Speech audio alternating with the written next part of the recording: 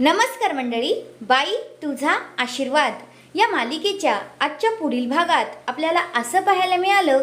आता जी अवनी आहे ती तिच्या वहिनीला कॉल करते आणि म्हणते, वहिनी ऐक ना, माझ्या बॅगमध्ये ना माझे सर्टिफिकेट वगैरे होते ग, डिग्रीचे पण कागदपत्र आहेत, ते प्लीज मला देशील का? खूप इम्पॉर्टंट डॉक्युमेंट्स आहेत ग, मला हवेत।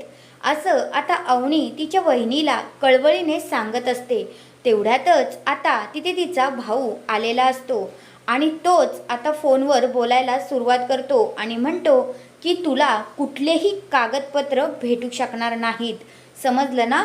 असं बोलून आता फोन ठेवला जातो। अवनी आता इकडे रडत असते, तिचे रडत रडत बेहाल झालेले असतात। तेवढ्यातच आता आपला राजा तिथे येतो आणि त्याचे भाऊही तिथे येतात आणि अवनीला विचारतात की काय झालंय।